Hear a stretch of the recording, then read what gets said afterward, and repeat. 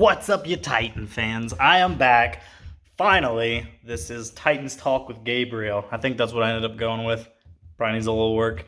My plan was to do a prediction video of where I think the game's going to go and some keys to the game, things like that. I'll do that like Thursday or Friday. And then Sunday or Monday after the football game is played, I'll do like a recap and what my take was on the game. But sadly, it's been a crazy week at work. I work till 9 or 10 o'clock every single night. So I literally never got a chance to actually post a predictions video on how this Titans versus Cardinals matchup's going to go. So here it is. It's actually Sunday morning. So the game is going to be on about 2.5, 3 hours. So I thought I would try to throw out a quick game or a quick video of how I think the game's going to go.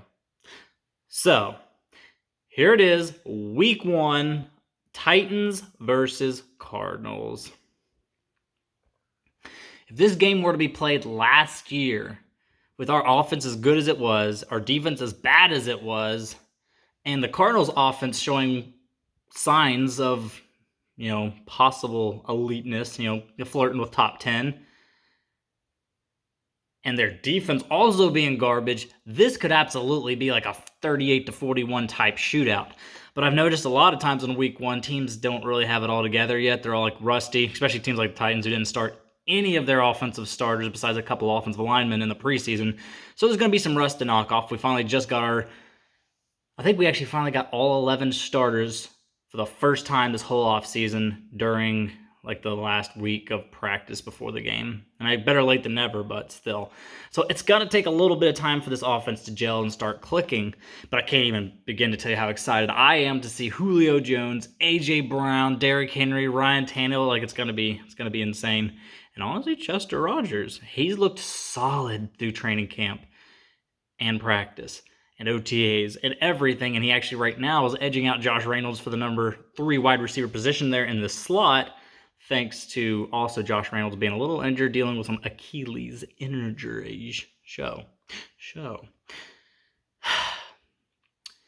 That said, my official score prediction, I'm taking the Titans.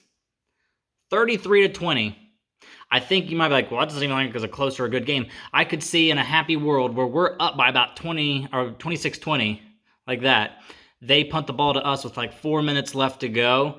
So we try to run the clock out, and Derrick Henry breaks like a 50-60-yard touchdown, knocks us up to 33, and then that's the end of the game. So that's my personal prediction on how I think the game's going to go. But I also have to say, I think week 1 has got to be the hardest matchup to predict because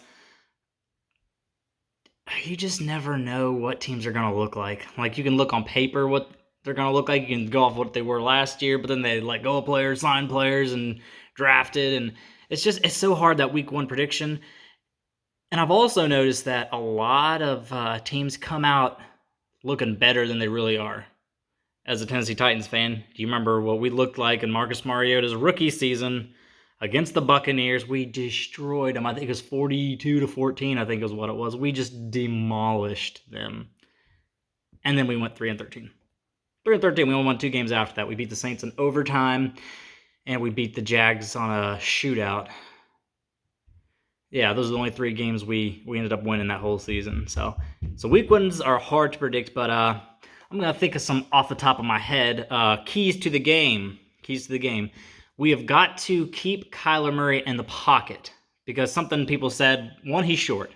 I think he was either first or second most batted down passes at the line of any quarterback last year, which his official measurements are 5'10", but he's 5'9", on a good day. But so there's that. Plus Jeffrey Simmons, I think, had like 6 passes batted down at the line just by himself. So if we can keep him in the pocket, that is good, because his favorite thing to do, Kyler Murray's favorite thing to do, is he snaps the ball, pretends like he's actually looking for someone to throw to, and then he rolls out. And once he rolls out, he gets dangerous, because then he can actually see.